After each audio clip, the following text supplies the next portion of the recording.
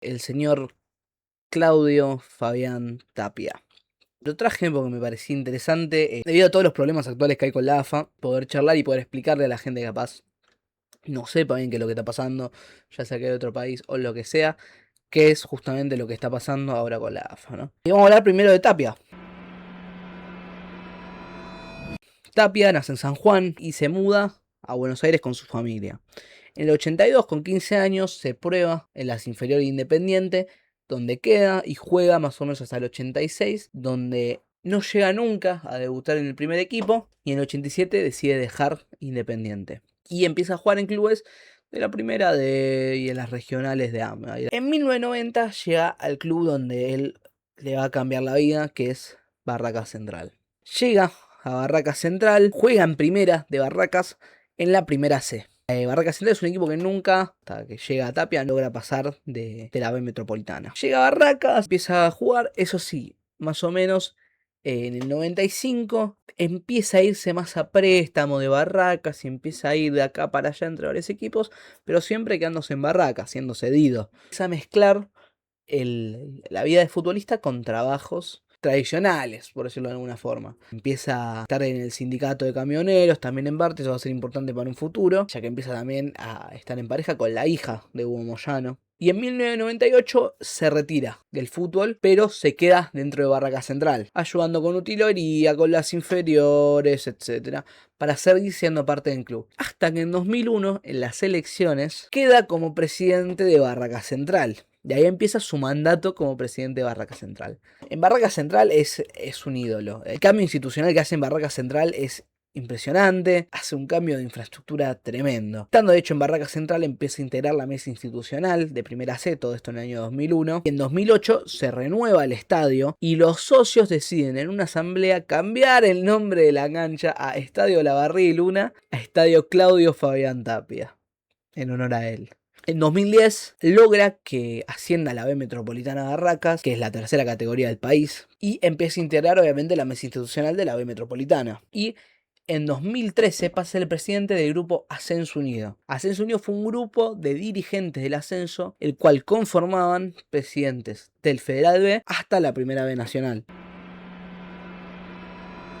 Su llegada a la AFA empieza el 30 de julio del 2014. 17 días después de la final del mundo que Argentina pierde, fallece Grondona, el presidente actual, y asume el vicepresidente en ese momento, que era Julio Segura. Para que Segura pueda empezar su interinato, se tiene que rearmar la estructura dirigencial. Y debido a cómo manejaba la AFA Grondona, el ascenso siempre necesitaba un representante. Entonces, como Tapia era el presidente del grupo de Ascenso Unido, deciden designar a AFA como vicepresidente segundo de la AFA. Que las próximas elecciones se celebran en diciembre de ese mismo año, de 2014, donde aparece el suceso del 38-38. Para los que no saben qué fue el 38-38, fueron las elecciones del 2015. 3 de diciembre del 2015, donde los candidatos eran Julio Segura y Marcelo Tinelli, vicepresidente de San Lorenzo de Almagro en su momento. Estas elecciones votaban 75 asambleístas, y de manera inexplicable, cuando se ponen a contar los votos, la elección termina quedando 38-38. O sea, había 76 votos para 75 votantes. ¿Y qué pasa con esto? La elección queda anulada. Queda anulada y empieza a haber mucho caos institucional dentro de la AFA. Y lo peor de todo es que está registrado en video cuando pasa que se dan cuenta el resultado de la elección. A ver, en instantes vamos a ver la imagen. Ahí está. Mirá, Mirá. Daña se agarra la cabeza. es una locura Parece que esto. alguien hace el gesto de uno, como que hay uno en blanco. Falta un voto. La diferencia de... ¿Faltará un voto? Porque si no, ¿por qué se van a agarrar la cabeza? Claro. Por un empate no se van a agarrar la Claro. cabeza. ¿Faltará un voto? Habrán hecho un recuento y hay 74 votos, digo. Porque si no, ¿por qué Daña se agarró la cabeza? Y acá empieza a caer el problema. ¿Por qué? Porque la AFA es intervenida. Y empieza a haber muchos problemas entre todos los clubes, sobre todo en primera. En primera, mientras estaban todos los problemas, el ascenso, que estaba liderado por Tapia y Moyano, se empieza a unir más. Ahí lo que pasa es el gobierno, que en ese momento era el macrismo, la FIFA y la Conmebol, son presionados para poner orden y deciden poner una comisión nacionalizadora que estaba integrada por Armando Pérez, que era el presidente de Belgrano de Córdoba, Pablo Tobillino, que es la actual mano derecha de Tapia, Carolina Cristiniciano, que era la representante del fútbol femenino, y Javier Medín, que era un representante del gobierno. ¿Qué tenía que hacer la comisión nacionalizadora? Tenía que ordenar las finanzas, reescribir el estatuto según las exigencias de la FIFA, convocar elecciones limpias, desarmar las peleas internas y normalizar el conflicto porque el ascenso estaba de paro. El ascenso se había ido de paro, liderados por Moyano y por Tapia, por la falta de pagos. ¿Por qué es importante que el ascenso esté unido? Porque mientras en primera había caos, el ascenso estaba todos unidos por un solo líder, que era Tapia. Sumado a esto, y viendo que no tiene una oposición sólida, porque no había nadie de primera ni de nadie para respaldar como una oposición de Tapia. Tapia que termina quedando elegido el 29 de marzo del 2017, prácticamente de manera unánime, como el presidente de la AFA. Con todo este caos que se llevó con la elección del 38-38, la Comisión Nacionalizadora pone la SAF, que es la Superliga Argentina de Fútbol, que es una liga semiautónoma, la cual se encargaba de manejar la primera división únicamente, solo la primera división. La AFA sí seguía manejando el ascenso. ¿Cuál era el problema con la SAF? Que fue lo que terminó generando capaz todos los problemas actuales, que no era autónoma del todo. ¿Cuáles eran las tareas de la SAF?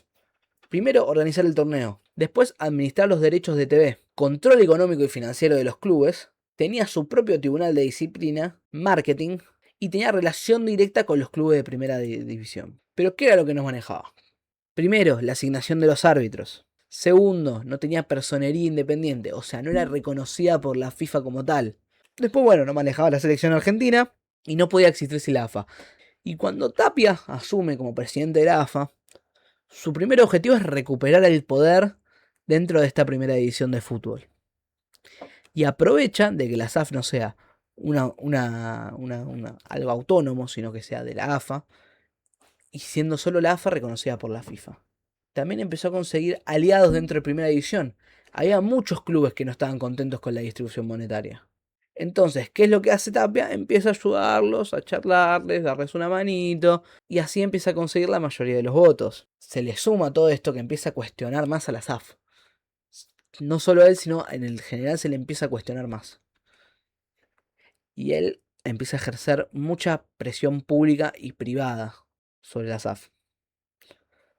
Y que termina derivando, en mayo de 2020, renuncia de su presidente, Mariano Elizondo. Se hace una asamblea, no solo se resuelve la disolución de la SAF, sino también se resuelve la reelección de Tapia. Hasta este momento, Tapia seguía siendo el presidente de Barracas. Vamos a hablar un poquito también de lo que estaba pasando en Barracas, siendo presidente del Chiquitapia de Liderafa. Y una de las polémicas es que Barracas consigue por primera vez en su historia el ascenso de la primera B metropolitana a la primera B nacional en la temporada 2018-2019. La barraca de campaña por la que consigue el ascenso es una locura. Es algo impensado. Es 81 puntos, consiguen 38 partidos. Sacándole 9 puntos al segundo, que fue Atlanta el segundo. Y teniendo 23 partidos ganados, 2 empatados y solo 3 perdidos. ¿Cuál fue el problema con este ascenso de Barracas? El ascenso de Barracas no es que tuvo errores arbitrales. Tuvo horrores arbitrales. Obviamente todas a favor de Barracas. La chiquita siempre iba a ayudar a Barracas. Y lo peor de todo es que la mayoría de los partidos de Barracas no eran televisados. Y de hecho, uno de los pocos videos que hay de alguna polémica de Barracas en esa temporada es el siguiente. Polémicos y el penal que no le cobran Eso es penal. Un penalazo. al rival del equipo de Chiquitapia. No. Y vuelvo a hacer la pregunta. A ver si ¿por qué vuelven a no mostrar la televisan repera. los partidos de Barracas Central? No. Eso es Mirá penal. lo que es este Al penal. polémicos y el penal que no le Le mete un tackle. Es gravísimo. Y acá no lo puse en este resumen que vamos a hablar ahora. Pero después consigue de la misma manera el ascenso a la primera división del fútbol argentino. Y sé que capaz acá no parece tanto y que... Pero esto lo que hace es que muestra un precedente. Muestra un precedente de cómo está el fútbol argentino hoy en día. Que uno sabe que no pudiera jugar a la cancha de Barracas o algunas canchas del interior del país sabiendo que te van a robar. Vos tenés que ir ahí sabiendo que te van a robar. Pero bueno, debido a la reelección que tiene, abandona el puesto como presidente de Barracas, Chiquitapia. Después de estar 3 años como presidente de la FI, presidente de Barracas abandona. Y el que ocupa el puesto es Matías Tapia, su hijo. En 2020, ya teniendo control absoluto, crea la Liga Profesional de Fútbol. Y a su vez, debido a la llegada de pandemia, para disminuir el impacto de la crisis económica generado, decide anular los descensos. ¿El tema cuál es? Esto lo repite la temporada siguiente y la temporada 2024. Y esto genera dos cosas muy importantes. Uno, le resta competitividad. Estás hablando de una liga donde el que pierde no pierde nada. Y después lo que genera es una liga súper poblada. Actualmente el fútbol argentino tiene un total de 30 equipos en primera. Una liga normal, una liga convencional, tiene 20 equipos. ¿Cómo soluciona la liga argentina el tema de la sobrepoblación? 2 zonas de 15 equipos, donde se juegan 14 fechas entre esos 15 equipos. Una fecha entre clásicos rivales. Y una fecha donde se enfrentan cruzado entre zonas. ¿Ahí qué pasa? Vos decís, bueno, ¿qué? ¿El mejor equipo de eso sale campeón? No. Los mejores 8 de cada zona se enfrentan en un cuadro de playoffs para definir un campeón. Se juegan 2 de estas ligas al año, un torneo clausura y un torneo apertura. ¿Qué pasa? El campeón de cada una de estas se clasifica a la Copa Libertadores. También a todo esto se suma una tabla anual. Una tabla anual donde se suman todos los partidos y todos los puntos de los 2 torneos de la apertura y del clausura. En el caso de no haber salido campeón, o sea, vos podés estar primero en la tabla anual y no sos campeón, pero clasificás a la Copa Libertadores. Segundo de la tabla anual, sin haber salido campeón de clausura o apertura, clasificás a Libertadores. Y el tercero de la tabla anual juega el repechaje. A todo esto también se suma que el ganador de la Copa Argentina también clasifica a la Copa Libertadores. Ahora, con todo este quilombo, ¿cómo hace con los descensos? ¿Qué genera este formato? Uno que capaz vos podés quedar invicto en tu zona, ganando todo. Pero ¿qué pasa? Vos después tenés la misma posibilidad de salir campeón que un equipo que pasó a duras penas, que un equipo que capaz no jugó a nada, clasificó por la puerta chica. ¿Y qué más genera todo este lío? Que el campeón del fútbol argentino puede ser campeón sin enfrentarse a todos. Ahora no importa si el campeón es Estudiantes o Racing, le va a faltar jugar con equipos. Pero bueno, vamos a dejar con el quilombo de campeón. Vamos al revés, con los que descienden, que es otro hermoso quilombo. La Liga Argentina cuenta con 2 descensos. Una por tabla anual, que es la tabla que les había dicho que suma lo de los 2 campeonatos. ¿Cómo se desciende? ¿Cómo es el otro descenso? Por promedios. Explico lo que son los promedios. Es una tabla más, porque sí, tenemos que tener 45 tablas en el fútbol argentino. Si no, no tiene gracia. Tenés que agarrar la cantidad de puntos conseguidos en las últimas 3 temporadas y dividirlo por la cantidad de por la cantidad de partidos que jugaste en las últimas 3 temporadas. Y eso te da un promedio. El equipo con el promedio más bajo es el equipo que desciende. ¿Qué hacen esta locura de agregar promedios? Los promedios se crean en el 83. En 1983. O sea, es algo viejo, no es algo que inventa Tapia. Es algo bastante viejo. Y se usa para evitar que los equipos grandes, sobre todo, no desciendan por tener una mala temporada. O sea, fíjense lo que yo tardé en explicar solo lo que es el fútbol argentino. Esto es el quilombo que se está haciendo ahora con el fútbol argentino. Este es el quilombo que está haciendo Tapia. Ahora, ¿por qué Tapia está hace tantos años en la AFA? Y recién ahora su imagen está más cuestionada que nunca. Yo tengo una teoría. Que es gracias a la selección argentina esto. El año 2018, más o menos cuando asume Tapia, después de lo que fue el fracaso rotundo de Rusia 2018, asume como técnico Lionel Scaloni. En principio lo de Scaloni iba a ser un interinato, pero Tapia decide dejarlo como el director técnico. Y el tiro le sale excelente, o sea, fíjate que termina dirigiendo Copa América 2019, 2020 y 2024, gana 2 de esas 3, y también, además de ganar esas 2, termina ganando el Mundial de Qatar, y clasificando obviamente al próximo Mundial 2026, consiguiendo cosas como, después de un montón de años, ganarle a Bolivia en la altura, que nos costaba una banda, ganarle a Brasil en el Maracaná, que nunca había perdido Brasil como local en las eliminatorias. Argentina fue y se lo ganó, golear a Brasil.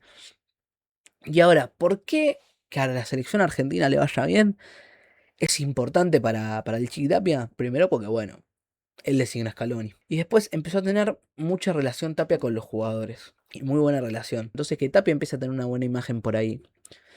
Suma muchísimo. Porque además, después sobre todo el Mundial de Qatar, a los jugadores de la selección se los puso en un pedestal en el cual son casi intocables a estas alturas. Entonces si vos decís, si Messi le gusta el Chiquitapia, y a Di María le gusta el Chiquitapia, y a De Paul le gusta el Chiquitapia, no está mal el Chiquitapia. Pero ¿qué pasó? Cuando se empezó a relajar la emoción del Mundial, de las Copas Américas, sobre todo para la gente menos futbolera, se empieza a dar el cuestionamiento mayor a Tapia, que es lo que nos trae a la actualidad. Vamos a ir cerrando con esta parte y con este coso, hablando del quilombo más reciente, el más importante.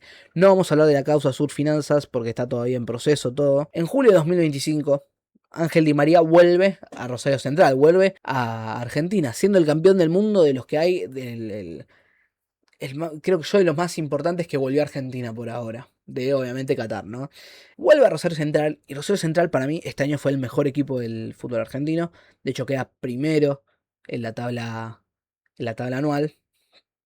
Haciendo un gran torneo. Pero ¿qué pasa? ¿Qué aprendimos? Quedar primero en la tabla anual, quedar primero en tu zona, no te asegura ser campeón del fútbol argentino. ¿Y qué pasa? La imagen del Chiquitapia empezó a ser muy cuestionada por todos los líos que está haciendo, porque hay un montón de cosas que no se nombraron, como los arbitrajes erróneos siempre por de Barracas. Cada vez que uno va a jugar a equipos del interior terminan robando la mano armada, básicamente. Los lazos con las barras, también, bueno, la causa Sur Finanzas también fue muy importante. Entonces, ¿qué dice Tapia? Necesito mejorar un poco mi imagen. A la gente le gusta que los campeones del mundo les vaya bien. ¿Qué hacemos? Y esto nos trae al día 20 de noviembre de este año. Hace ya más o menos un poquito menos de un mes, 3 semanas. La AFA llama una asamblea, donde según cuentan varios dirigentes, Tapia dice lo siguiente: queremos darle un reconocimiento, ojo con la palabra, un reconocimiento a Rosario Central. Todos buenos, sí, o sea, queremos dar un reconocimiento a Rosario Central por haber quedado primero en la tabla anual. Todos buenos, me parece bien un reconocimiento. Entonces, no votan. Tapia dice, ¿les parece bien? Sí, nos parece bien. Entonces ahí es cuando Tapia abre la puerta y dice, pasa Ángel Di María y le entrega a Ángel Di María y a los dirigentes de Rosario Central lo siguiente. Termina declarando a Rosario Central ese supuesto reconocimiento chiquito como campeón de liga. Y a ver, capaz cuando acá muchos piensan, che, pero estás diciendo que Rosario Central fue el mejor equipo del año. Y sí, lo fue. Pero estamos hablando que se lo declaró campeón de un torneo el cual no se jugó directamente. Se lo declara campeón de un torneo el cual ya nadie podía sumar más puntos. El cual a nadie, capaz más allá de los Libertadores, le interesaba ser campeón porque no existía ese tal campeonato. Y ahí es cuando empieza el otro lío, porque Estudiantes de La Plata, que fue de los opositores de Tapia más importantes, el presidente Juan Sebastián Verón, decide sacar un comunicado por todo esto. El Club Estudiantes de La Plata comunica a sus socios, socias, hinchas y a la comunidad que en la reunión del Comité Ejecutivo de la Liga Profesional de Fútbol no se realizó ninguna votación respecto al reconocimiento del título de campeón de Liga del 2025. ¿Por qué es tan grave esto también? ¿Y por qué tan hablado esto? Porque el próximo rival del fútbol argentino, que eran octavos de final del reducido, era Estudiantes de La Plata. Y entonces la AFA decide no quedarse con los brazos cruzados y saca un comunicado. Y digo comunicado, así entre comillas, porque es un PDF. Es un PDF mal editado, no es un comunicado real. Señores del Club de Rosario Central y Estudiantes de La Plata, les informamos que tal como se viene realizando en las competencias organizadas por la LPF, en el partido del próximo domingo, entre ambos clubes, En la salida de los equipos se realizará un pasillo entre jugadores visitantes y niños escoltas para recibir al recientemente designado campeón de la Liga 2025. En otras palabras, la AFA obligó a Estudiantes de La Plata a recibir con un pasillo al campeón de liga. Y ahí es cuando empieza el problema. Porque estás obligando a un equipo a hacer un pasillo al otro, capaz un campeón al cual ellos no respetan. ¿Y cómo uno le puede hacer un pasillo a alguien que no respeta? Y no solo eso. Acá porque era un caso también que se dio, que eran los jugadores de Rosario Central y los jugadores de Estudiantes. Pero imagínate en el hipotético caso que hubiese sido Boca River. Imagínate que era Boca River los que tenían este problema. Y vos tenías que hacerle un pasillo a tu rival de toda la vida por un capricho de la AFA. ¿Vos sabés el quilombo que se puede armar con eso? Y llegado el partido, Estudiante de La Plata hace el pasillo, pero hace lo siguiente. Ovación para sus jugadores. Allí se viene Central. Al gigante Se dan vuelta. Arroyito.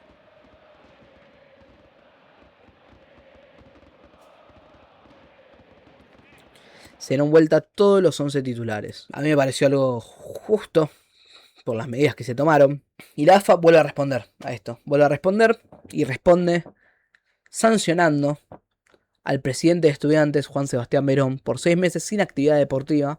Y a los jugadores de Estudiantes que participaron los suspendieron por 2 partidos efectivos en el próximo torneo. ¿Por qué esto es tan grave? Porque está sancionando a alguien por algo que no está en el reglamento. En ninguna parte del reglamento del fútbol argentino está obligado un campeón, alguien a hacerle un pasillo a otra persona. Entonces es una locura que se sancione a Estudiantes de La Plata por esto.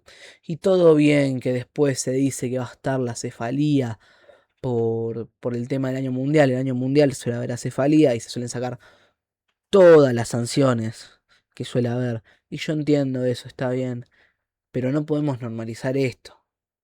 Estamos normalizando que se sanciona a gente por cosas que no están en un reglamento. Entonces no podés sancionar a un equipo por algo que no está en el reglamento. Es una locura. Después sacáselo porque se lo tenés que sacar porque de hecho ya está mal hecha la sanción.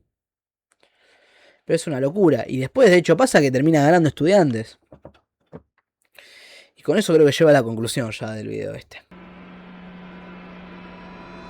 Estamos actualmente en uno de los peores momentos del fútbol argentino, sin lugar a dudas. Estamos en un momento donde el arbitraje, dependiendo de la cancha, sabes que te va a jugar para el otro lado en las chiquitas. Donde siempre terminan ganando los amigos de. Y eso que yo me centré más que nada en la primera división. Lo que se hizo en la segunda división es desastroso. Lo que hizo, lo que fue el ascenso de Barracas, lo que fue el ascenso de Riestra, fue un desastre. Fue realmente un desastre. O sea, voy a hablar de lo que fue Madryn este año, porque lo de Madryn también fue algo tremendo. Lo que fue de Madryn este año fue algo tremendo. Madryn juega el ascenso y terminan robando de una manera que es excelente. O sea, un club que es sabido que tiene buena relación con Tapia y que a mitad de año nos enteramos todos que su cancha va a ser usada como eventos internacionales. Por ejemplo, también vamos a hablar del caso con Morón. Porque me parece importante. Yo por Morón me sentí perjudicado siendo hincha de Atlanta en el partido. Pero después, imagínate lo grave que fue lo de Madryn. Que yo termino prefiriendo que gane el equipo que me deja a mí afuera. Porque no quiero que Madryn ascienda robando. Y dicho y hecho, cuando juegan Madryn contra Morón, lo que hace Morón, o sea, lo roban a 4 manos a Morón. Lo roban a 4 manos y termina el partido con los policías tirándole gas pimienta a los jugadores de Morón. Estamos todos locos. ¿Desde cuándo los policías pueden ponerse a tirar gas pimienta a los jugadores? Y no solo eso, sino que se sanciona a los jugadores de Morón. Como a 15 jugadores de Morón sancionaron. Y a uno de Madryn. Y encima de ese jugador de Madryn que lo terminan sancionando, le terminan sacando la sanción. Se cagan a trompadas en el partido. Solo hay un jugador de Madryn que está sancionado. Y el resto de Morón, todos siguen con su sanción. Y el resto... Después también lo de Gimnasia y Tiro de Madryn fue una locura. Madrid va a jugar contra Gimnasia y Tiro de Jujuy, de visitante.